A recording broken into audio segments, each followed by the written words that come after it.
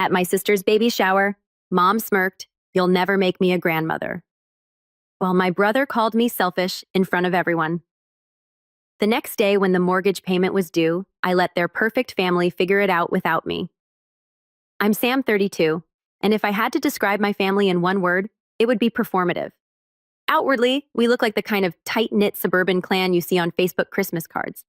The matching sweaters, the 4 smiles, the overused captions about gratitude and family first. But peel back even one layer and you'd see the truth. It's all one big performance. My mom especially lives for appearances. Everything is about how things look, never how they actually are. My older brother Derek is the golden boy, married at 28, first house at 32 kids by 33. He posts pictures of his perfect family so often, I'm not sure if he remembers how to be present in real life. My younger sister Leia is the princess, spoiled coddled, and now pregnant with her first child at 26. She's the baby, and our mom never let her forget it. Me. I'm the middle child, the forgotten one. The one who stopped showing up to things unless I had to. No kids, not married, no plans to settle down anytime soon. Apparently that makes me selfish. I work in it, remote, decent income, nothing flashy. I have my own place and I keep to myself. I learned a long time ago that trying to get emotional support from my family was like trying to squeeze water from a stone. I used to think that maybe if I succeeded enough, they'd start to see me. But no, my achievements weren't interesting. I wasn't interesting, not unless I could be used for something. A ride alone, a last-minute babysitter, or more often lately, a contributor to the family fund. That was Mom's new favorite thing. Pulling resources from all 3 kids to cover shared expenses, which somehow always meant bailing out Derek and Leia. Mom called it being a team. I called it what it was. Emotional blackmail wrapped in guilt and expectations. The baby shower was a perfect example of everything I've come to resent. It was held in Hila's backyard. The whole thing color-coordinated and dripping with those over-the-top Pinterest vibes. Balloon arches, custom cookies with the baby's name on them, even a professional photographer. Of course it wasn't Leia or her husband footing the bill. I'd heard from Dad in a rare moment of honesty that Derek had helped out financially, and I knew from past experience that meant I was about to be asked to help too. But no one had asked me directly yet, so I kept quiet. I showed up on time, gift in hand, dressed nice, but not too nice. I figured I'd keep a low profile, say the right things, and get out early. But of course, Mom had to put on a show. "Oh, wow," she said loudly when I walked in just as a few of Isla's friends turned to look. "Sam actually made it. I thought you'd be too busy with one of your solo adventures."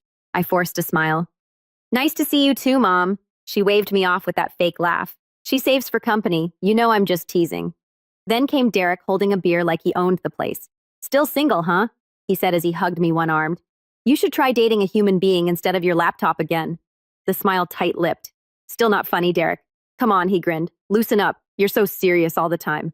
I wanted to say maybe because every time I show up you treat me like a punchline, but I bit my tongue. I always do. The first real slap in the face came during one of those weird baby shower games, the kind where everyone's supposed to guess baby stats and give parenting advice. Mom stood up and started handing out little slips of paper with prompts. Mine said, "What's one thing you're excited to teach the baby?" I hadn't even picked up a pen before Mom clapped her hands and said, "Oh, maybe Sam can teach her how to ghost people. He's a pro at that." There was laughter, too much of it, even from Leia, even from people who barely knew me. I set the paper down. "I'll pass," I said quietly. Leia leaned in with a smirk. "Ah, come on. Don't be sensitive. It's just a joke." "Yeah," Derek added. "Don't be that guy." I stood up and excused myself, saying I needed air. I ended up walking around the block twice. When I came back, I stayed on the edges, avoided conversation. I smiled when the photographer came around. I even helped carry out the cake because that's what I do. I show up, take the hits, and keep the peace. But something cracked that day, something deep. The final straw came after the gifts. Leia was opening a huge box from Derek, a fancy baby monitor system with built-in night vision and 2 cameras. Everyone oohed and awed. Then she got to mine. A simple but well-made baby wrap from a brand I knew was ethically produced and comfortable, something practical. She pulled it out, blinked, and looked at the tag. "Oh, this is nice," she said, and immediately set it aside. Someone made a joke about how Aunt Leia deserves the best, and Mom chimed in again. "Well, what do you expect? Sam doesn't really get the whole family thing." That stung, but not as much as what came next. Mom laughed, holding her phone like she was about to film. "I mean, let's be honest. You'll never give me grandkids anyway, right?" Derek, sipping his beer, didn't even look up. He's too selfish to be a dad. There it was, the line, the cut they'd been dying to make all day. A silence fell over the table, but no one said a word in my defense, not even Dad. Not a single one. I stood up, placed my plate down, and nodded. Got it. And I left. No yelling, no drama, just a clean walk to the door and back to my car. No one followed. No one called. And for the first time, I didn't feel guilty. What I did feel was tired. Not the kind of tired a nap fixes, but the kind that settles into your bones after years of trying to earn love from people who only ever notice your absence when they need something from you. I went home, took a long shower, ordered food, didn't respond to the one message Leia sent. A blurry picture of her gift table with the caption, "Thanks for coming." The next morning is when everything started to unravel. I woke up to 47 unread messages in the family group chat. I almost laughed. Derek, mortgage is due. Where's your share, Mom? Sam, we need to talk. You can't just disappear and refuse to contribute. Leia, seriously, just because you didn't like a joke. Derek again. Don't be petty. You owe we this family. That word again. Oh, I typed one reply. Asked the future father of the year. I'm too selfish to help. Then I muted the chat. What happened next? Well, that's when things really started to burn. I didn't check the group chat for 3 days after muting it. Honestly, I didn't care to. I figured they'd blow off steam, gossip behind my back in the sibling side chats I was never included in, and move on. That's how it always went. But when my cousin Tara texted me privately with, "Hey, are you okay? Your mom's been saying some stuff," I opened the chat mostly out of curiosity. And yeah, it was worse than I thought. Mom had gone full martyr mode, message after message about sacrifices and how ungrateful some people are, sprinkled with vague quotes like, "A family is only as strong as its weakest link, and some people only show up when it benefits them." I wasn't mentioned by name, but the implication was as subtle as a brick. Leia added fuel with some passive-aggressive remark about how some people can't handle not being the center of attention. And Derek, of course, had to throw in, "You wouldn't be living so comfortably if it weren't for everything Mom and Dad did for you growing up." Comfortably. My apartment was 900 square feet above a loud coffee shop with a broken heater and one working window. Meanwhile, Derek lived in a 5-bedroom house his in-laws helped him finance, and Leia was still living rent-free in Mom and Dad's basement while her husband found himself. But sure, I was the one living in luxury. Still, I stayed quiet. I thought that maybe if I ignored it, the drama would fade, but it didn't. Instead, Mom started doing this thing where she'd loop me into one-on-one texts with guilt-laced reminders. Yayla's baby shower photographer ended up being way over budget. We all agreed to chip in. Remember, I hadn't agreed to anything. I'd never even been asked, but the phrasing made it seem like I'd missed a vote I was expected to attend. Then came the utilities. Derek's water heater broke again. I told him you'd help this time since he covered last Christmas dinner. He hadn't. I had. I'd Venmo'd $300 that night to make things easier. Apparently, that had been quietly erased from the family memory. Each message was like a tiny thread pulling at a very old wound. And the worst part, I realized they genuinely didn't see it. They didn't think they were mistreating me. In their minds, I was just being cold, difficult, ungrateful, because the moment I stopped saying yes to everything, I became the problem. Then came the real kicker. A week after the shower, I got a call from Dad. That in itself was unusual. He rarely called. He's the quiet type, more bark than bite, but not exactly emotionally present. "Hey, son." He started in that stiff tone he always used when he was about to say something he didn't believe in. "Your mom says you've been a little off lately." "I'm fine," I said, already dreading where this was going. "She's just worried, that's all. Says you're pulling away from the family." I sighed. "Dad, did you hear what they said at the shower?" There was a pause. "Well, you know your mother. She jokes around." And Derek, another pause. Longer this time. Then he's just under a lot of stress. 2 kids, mortgage, long hours. And that gives him permission to insult me. "Don't be so sensitive, Sam." I closed my eyes. There it was. The golden phrase. Don't be so sensitive. A lifetime of being brushed aside, minimized, rewritten under that single label. "I'm not sensitive," I said slowly. "I'm just tired." Dad didn't respond, just exhaled and changed the subject. "Anyway, your mom's planning a family dinner. Everyone's coming. She wants you there." "Why?" "So we can all talk this out. Clear the air." I already knew what that meant. Sit down, take the blame, and make peace. Even if nothing changes, I'll think about it. I lied. I didn't go. That dinner came and went. And when I didn't show, the fallout was instant. Mom sent a long message. "I can't believe you didn't come." Your sister cried. Derek made a toast hoping you'd walk in. It was humiliating for us all. No mention of what I might be feeling, just how it made them look. Yayla followed up with, This is supposed to be a happy time for me. Why are you making it about you? That was the moment something hardened in me. They didn't just expect me to support them. They expected me to erase myself while doing it. And suddenly the guilt that used to keep me tethered, the guilt that kept me showing up to things I wasn't welcome at, paying for things I never agreed to, laughing off comments that chipped away at my dignity. It started to lose its grip. I stopped replying not just to the group chat, to everything. Calls, texts, emails. I let them stew. I focused on work, on friends, on people who didn't treat me like a resource to be drained. For a while, it was quiet. Too quiet. Then slowly they escalated. Mom started messaging me at odd hours. I had a nightmare that you cut us off. Please don't do that. Followed by, your silence is hurting us all. Then Derek started dropping links in the chat to GoFundMe pages for emergency repairs on his house, tagging me. Every little bit helps, bro. As if we'd spoken recently, as if we were close. Yayla sent ultrasound photos. No message, just the images. A subtle reminder that this was the moment I was supposed to step up and become Uncle Sam. Cute, manipulative. Then Mom tried a different tactic. We're short on rent this month. I know you said you didn't want to be involved, but this is serious. Wait, rent. That confused me.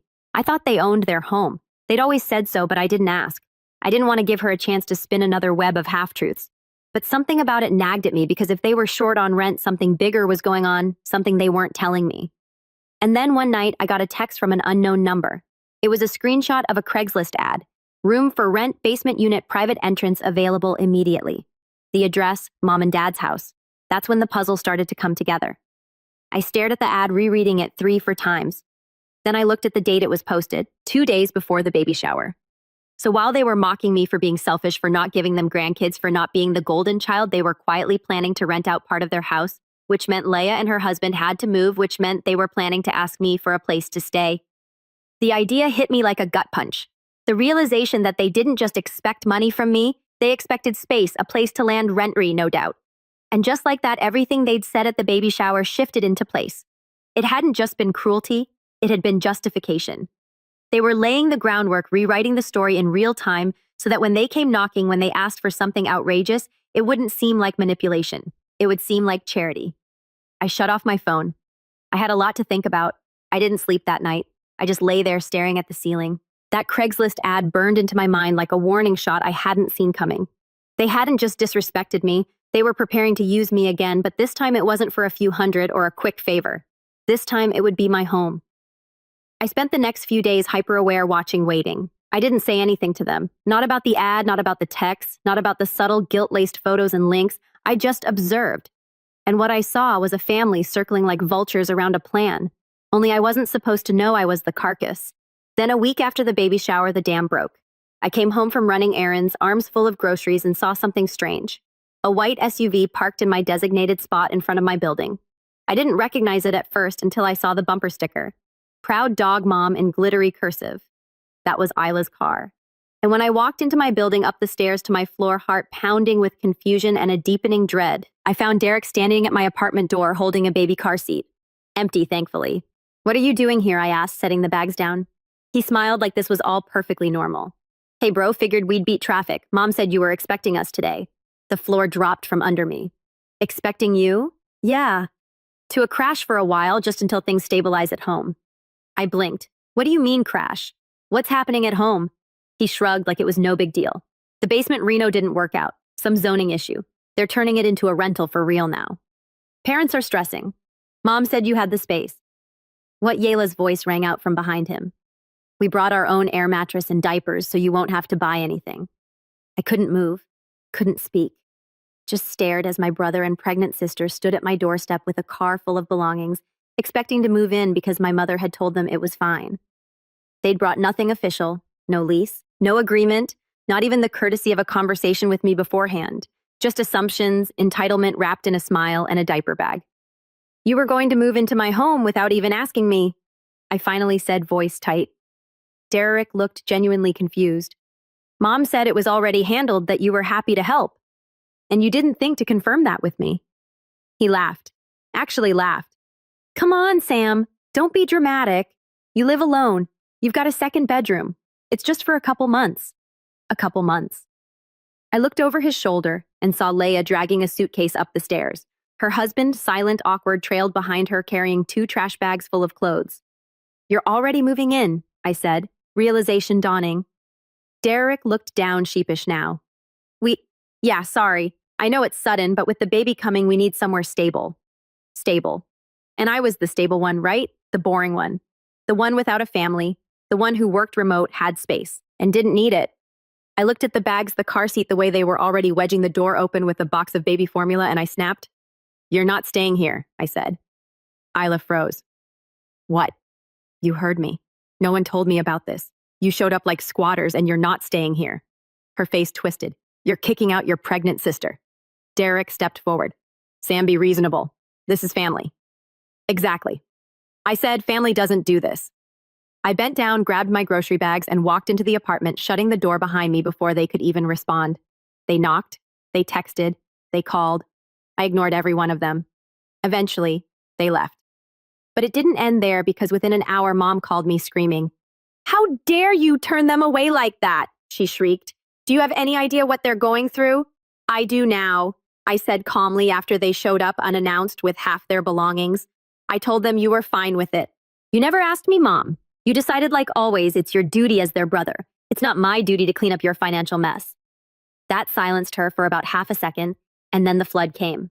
Accusations guilt-tripping what happened to you, and you used to care, and maybe if you had a family of your own, you'd understand that one cut deep, and she knew it would.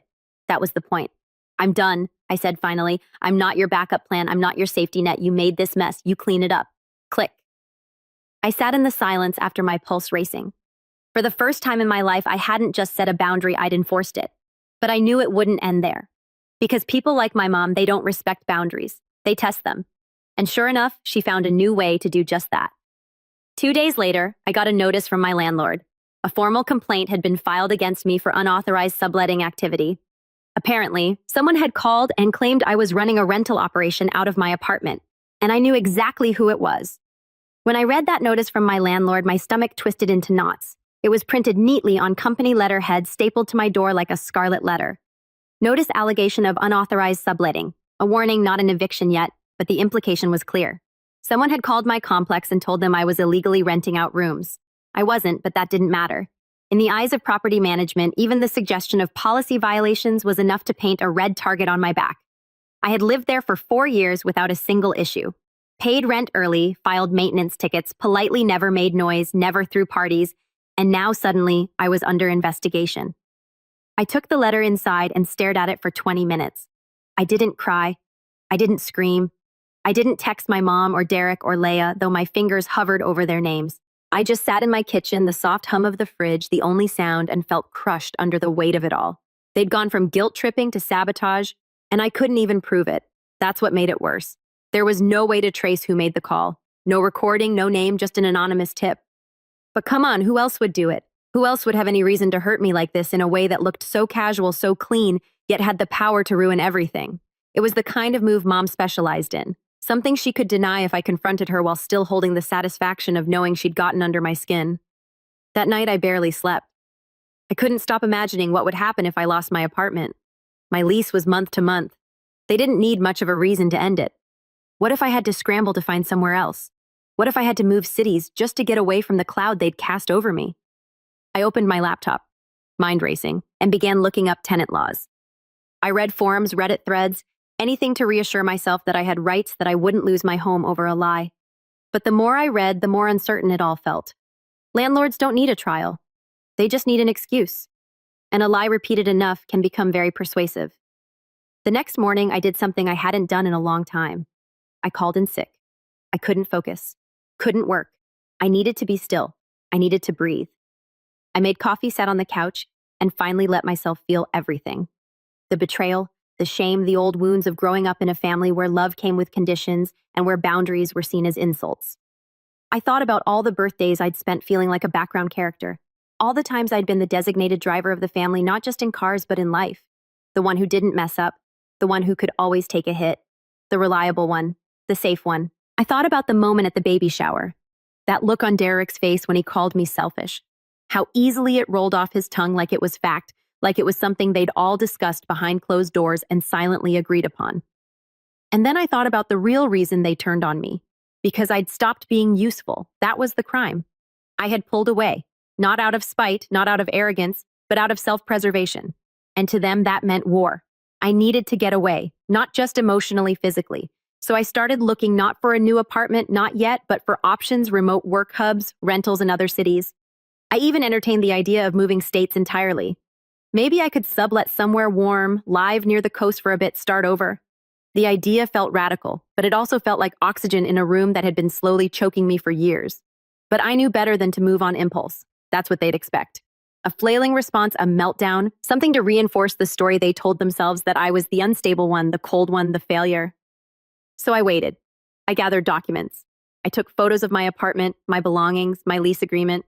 I printed bank statements proving no payments had come in. I called the landlord, calm and measured, and asked for a meeting to clear things up. She was skeptical at first, said she had heard things, but when I laid everything out, she nodded slowly. "No one's ever filed a noise complaint against you," she admitted. "No traffic in and out. Frankly, this doesn't line up." I offered to let her inspect the place. No hidden guests, no extra beds. She waved it off. "You seem honest," she said. "I just had to follow up, and just like that, the fire was contained for now.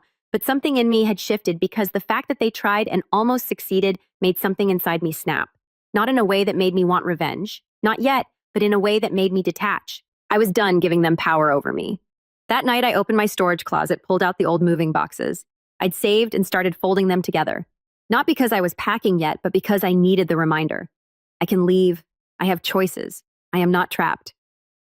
The next morning, I called a therapist. Her first available appointment was in 2 weeks. I booked it. And for the first time in a long time, I felt the tiniest spark of control come back to me. Not anger, not rage, just direction, the beginning of a plan. Because if they wanted to treat me like a villain in their story, fine. I'd be the kind that learns how to write his own ending. It's strange how quickly things start to shift once you stop waiting for permission to live your own life. The weeks after the fake complaint were quiet, at least on the surface. My family must have realized I wasn't backing down because the messages slowed. No more desperate texts, no more calls from blocked numbers. Even the group chat fell silent. It felt like standing in the eye of a storm. Too calm, too still, but I welcomed the quiet. For once, I had space to think, to breathe, and most importantly, to build. The appointment with the therapist came faster than expected. Her name was Lena, early 40s, calm voice, no-nonsense demeanor. I liked her immediately. In that first session, I didn't even talk about the baby shower. I started further back. The childhood stuff, the being overlooked, the way my wins were ignored, and my setbacks used as weapons, the guilt that followed every boundary I tried to set. Lena listened, took notes, and then said something simple that cracked open something inside me. "Your family doesn't need you to be healthy. They need you to be available. There's a difference." I sat with that for a long time. Over the next few sessions, we talked about Inchman, about emotional roles in dysfunctional families, about the guilt that gets passed down like inheritance. Lena gave me language for things I'd always felt but could never articulate. And slowly I began to untangle myself from the story my family had written about me. The story where I was selfish, cold, hard to love. I wasn't. I was just done bleeding for people who sharpened their knives on my back. At work, things picked up too. Maybe it was the therapy. Maybe it was the peace of not checking my phone every 5 minutes for a guilt trip. But I started performing better, clearer mind, sharper focus. My manager noticed.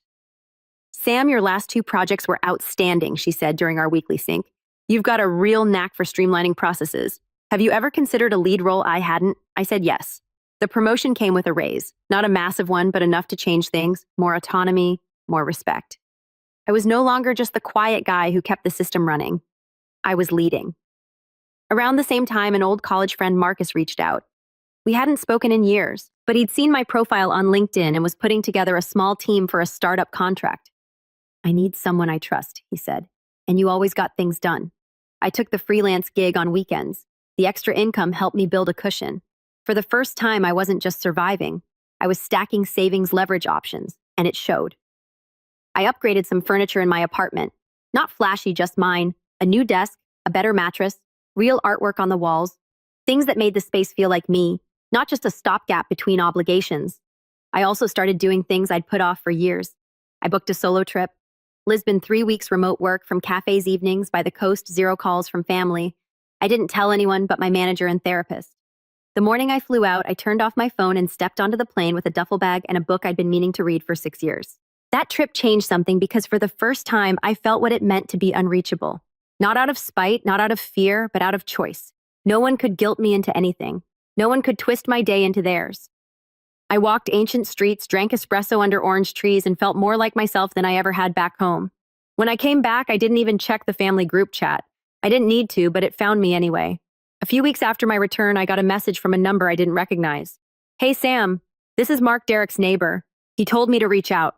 There's been an incident." My stomach tightened. I called the number. Mark picked up. "Hey, man. Sorry to bother you, Derek. Gave me your number in case of emergencies." "What happened?" He sighed. "Pipe burst in their kitchen. Flooded a good chunk of the house. Mold risk. Insurance is taking forever. They're scrambling. Is everyone okay?" "Yeah, everyone's fine. But Derek said they might need a place to stay for a few days just until cleanup's done. He said you'd probably be okay with it." Of course he did. I took a deep breath. "Thanks for letting me know, Mark," I said. "But I'm not a backup plan. They'll figure it out." There was a pause. "Understood." I hung up. 2 minutes later, Derek called. I didn't answer. Then Mom called. I didn't answer. Then came the texts. "Can we talk? Your sister's pregnant, Sam. Where's your heart? I raised you. This isn't how you repay me." All of it. The same playbook, the same guilt, the same recycled lines. But this time, they bounced right off me because I wasn't that person anymore. I wasn't the Sam who crumbled every time someone said family. I was the Sam who'd built something of his own. Stability, space, peace, and they hated that I no longer needed them. They hated even more that maybe, just maybe, I was finally happy without them. A week later, I got an email from the family attorney. Subject line: "Preliminary estate review. Please respond promptly." I opened it, skimmed it, and stopped cold. Apparently, Mom and Dad were restructuring some financial assets and they wanted to schedule a family meeting to discuss the future. And just like that, I realized what was happening. This wasn't just about crashing at my place, they were trying to reel me back in. Because what came next wasn't just family politics, it was money, property, inheritance, and suddenly I wasn't just the quiet middle child anymore. I was an obstacle, or worse, a threat. I didn't respond to the email right away. It sat in my inbox unread but burned into my mind like a flickering warning light. Preliminary estate review, just vague enough to sound harmless, just official enough to feel important. And that phrase, "please respond promptly," was classic mom speak even when filtered through legal ease. It didn't ask, it demanded. For a few days, I debated ignoring it entirely, but something didn't sit right. They had spent the last several months sabotaging, manipulating, and twisting every interaction to suit themselves. So why suddenly offer transparency? Why ask for a meeting? I knew my parents had assets. Nothing extravagant, but valuable enough. The family house, some retirement funds, a modest piece of land upstate they used to call their escape plan. Growing up, Dad used to talk about leaving it to us when the time was right. But in the same breath, he'd also joke that Isla's the favorite and Derek's the responsible one. "So Sam, you better work hard." At the time, I thought it was a joke. Now I wasn't so sure. I called the attorney the next morning, a woman named Claire. Professional, polite, efficient. I asked for details. She hesitated, citing client confidentiality. "Your parents asked for this meeting to be informal," she said. "But if you're listed on any assets or accounts, you have a right to review them." That's when I asked the question that changed everything. "Can you tell me if anything has already been transferred?" There was a long pause. Papers rustled on her end of the line. "Actually, yes," she said carefully. "There have been recent adjustments. The primary residence, their home, is in the process of being placed under joint ownership with Derek. Effective immediately." I blinked. "Wait, without a will?" "It's part of an early living trust transfer," Claire explained. "Not unusual, especially when one child is residing in the property long-term. Derek didn't live there. Not anymore." But clearly that didn't matter. I kept my voice steady. "What about the other assets, the upstate land retirement distributions?" She hesitated again. "At this time, those are being held under parental control, but I can tell you that there's been discussion of placing Laya as a secondary beneficiary. Not both of us, just her. Not a word, not a call, not even a heads up. They were shuffling everything.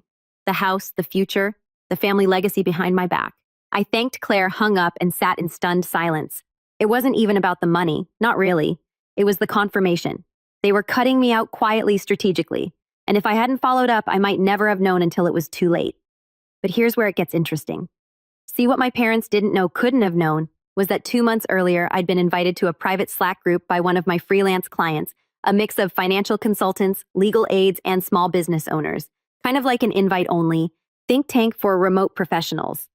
I joined mostly for networking, but I hadn't participated much until now. That same day, I dropped a question in the group. Hypothetically, what are someone's rights if their name was intentionally excluded from a family estate despite prior verbal assurances and shared contributions? Within minutes, replies flooded in. One lawyer based out of New York messaged me privately. Turns out she specialized in inheritance disputes and trust litigation. I told her everything, laid out the family dynamics, the pattern of manipulation, the financial entanglements, the sudden property transfer. I even sent her a redacted version of Claire's email and my own Venmo history, showing years of contributions, monthly utility splits, holiday payments, surprise repairs I'd covered. Let me guess, the lawyer said they framed it all as voluntary, right? Every single time she replied with one line, "You have more leverage than you think." That sentence lit something inside me because for the first time I wasn't standing on the outside of the house looking in through the window. I was standing on solid ground, holding receipts, and seeing the whole structure for what it was. Rigged, yes, but not untouchable. Over the next 2 weeks, we worked quietly. She helped me draft a formal inquiry, a polite but firm legal letter requesting full documentation of any estate transfers, financial changes, or trust reassignments in which I was a potential stakeholder. It was framed professionally, the kind of letter that could come from someone angry or from someone just watching. It didn't accuse, it warned. I sent it through the attorney, not to my parents, not to Derek, not to Leia, just to Claire. That alone was enough to rattle the nest. 3 days later, my phone rang. Mom. I didn't answer. She left a voicemail. Sam, what is this? A lawyer. What are you trying to prove? We are family. Derek texted me next. This is low, man, after everything Mom and Dad have done for you. Then came Leia. You're being dramatic. This is about a house. Grow up. But none of them ever said we didn't do it, because they couldn't.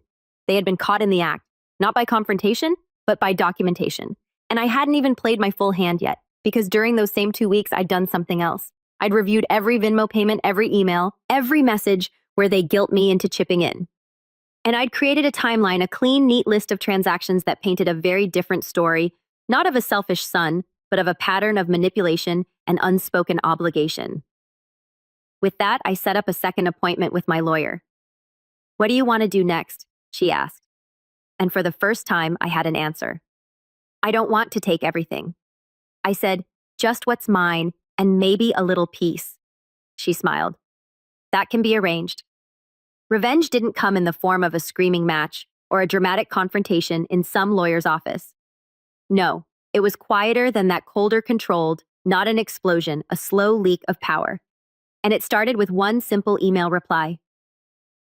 Claire, thank you for confirming the asset transfers. I'm formally requesting full documentation regarding the estate and any recent changes made. Kindly send all relevant paperwork to my legal representative, Miss Jessica Tan. Regards, Sam. The second that email went out, the game shifted because now they knew two things. I wasn't playing along anymore. I wasn't alone. A lawyer with a clean paper trail, a detailed timeline, and receipts was now in the loop. And they had no idea what Jessica knew or how far she'd go. But the truth, we hadn't even filed anything yet. No lawsuits, no public records, just pressure.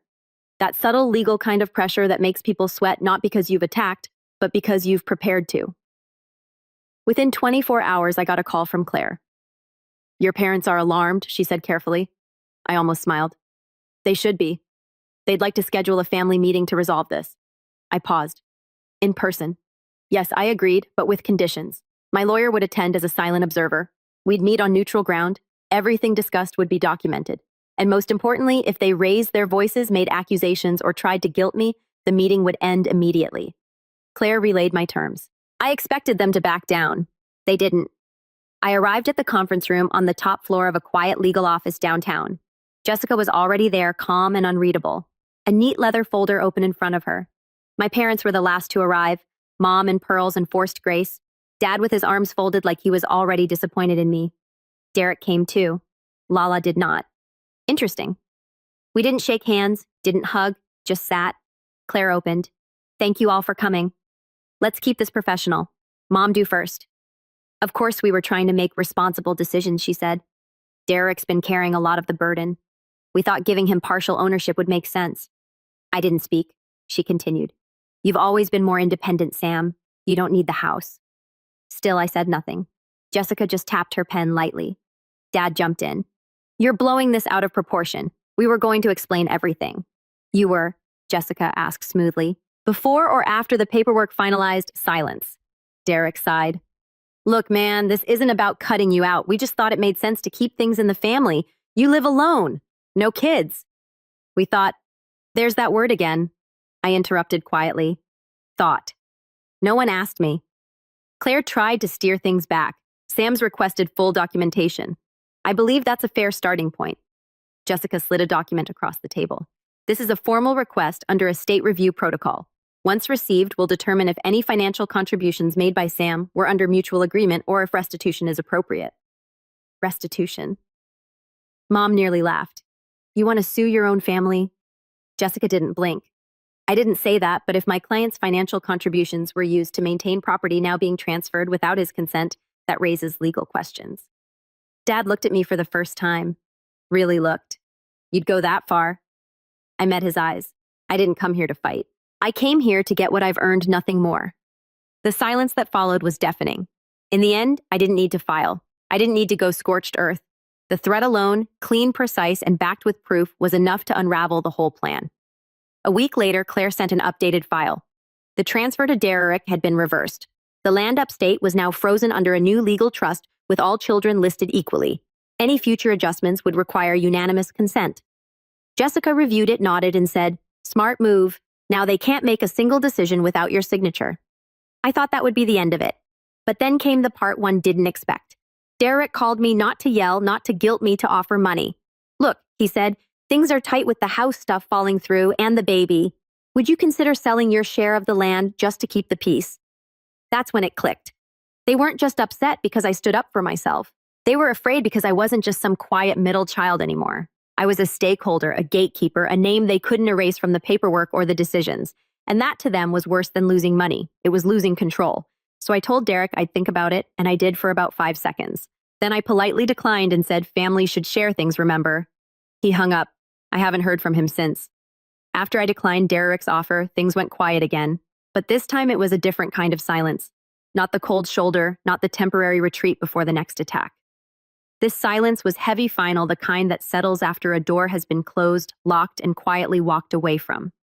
I didn't attend the next few family events. The baby was born, I found out through a distant cousin's Instagram story. A grainy photo of Laya in a hospital bed cradling her newborn. Derrick was in the corner smiling stiffly. No mention of me. No group chat announcement, no invitation, not even a guilt trip text. They'd officially stopped trying to pretend I was still one of them. And honestly, I didn't feel sad. I felt free. The estate, thanks to Jessica's airtight adjustments, remained locked down. Every decision about the house, the land, the accounts, all required my consent, and I gave none. Not out of spite, but because I didn't trust them. They'd shown me what they were willing to do in secret. If I hadn't stepped in when I did, I would have been cut out completely. Now they were stuck. 3 voices were required for any movement, and one of them belonged to me. Jessica called it quiet leverage. I called it justice. Over the next few months, Mom tried one last strategy, the peace offering. She emailed me a letter, long, rambling, and performative, about how families have ups and downs, how she never meant to make me feel excluded, how things had just been so stressful lately. She ended it with a line that would have gutted me 5 years ago. "We just miss our son, but I come too far to fall for it now." There was no apology for the sabotage, no admission of the manipulation, no acknowledgement of the years of dismissal, of being used, of being erased. She missed the version of me who said yes to everything, not the version who'd finally stood up. I replied with 2 sentences. "I'm glad you're reflecting, but this version of your son doesn't go backwards." No reply. That was nearly a year ago. Since then, I've built something better. I moved not out of fear, but out of freedom, a better apartment, a better city. I still work remote, still stack freelance gigs, but now I do it on my terms. I travel more, sleep better, laugh more, and the best part, I live without looking over my shoulder. I've stopped checking the family group chat, not because I'm afraid of what I'll see, but because it doesn't matter anymore. They still whisper about me at family functions, I'm sure. Still twist the story, still tell themselves I was the one who changed. They're right, I did change. I stopped bleeding for people who only noticed when I stopped bleeding. And the last time I visited the family land just to walk it, to remember, I stood under the old oak tree at the edge of the property. The sun was setting, the wind was quiet, and I said out loud to no one, "I don't owe you anymore." Then I turned around and walked away. And this time no one followed.